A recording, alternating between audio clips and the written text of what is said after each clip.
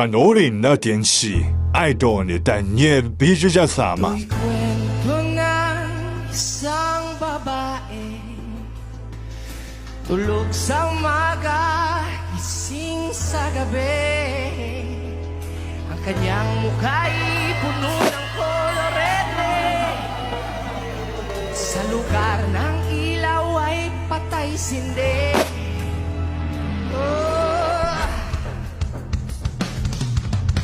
Simulan natin ang istorya ko'y kanyang matalik na kaibigan. Ernesto ang aking pangalan, kwentong dapat niyong malaman.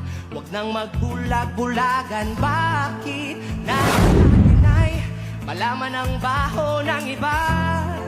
Pagbibigyan kita, kilala mo ba si Mada na aking bata mula pa nung pagkabata kami laging magkasama, mga papel sa sapa. Kanyang ngiti lumiliwanag ang patigid at pag siya'y dumadaan, mga leeg ay kumikilipit. Lubot ng ganda noong siya ay nagdalaga.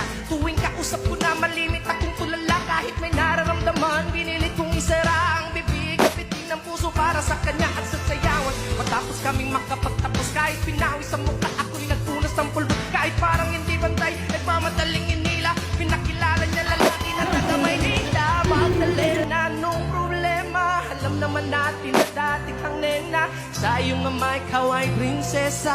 Anong nangyari sa'yo? Ito'y kwento ng isang babae,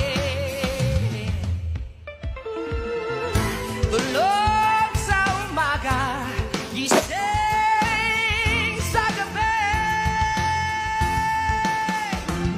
Kapag biglang mapalakpakan, may mabagal na kata sa maliit na entablado. Ay nakita ko na, ako'y nagtaka, nagtanong, nagkamot, bakit?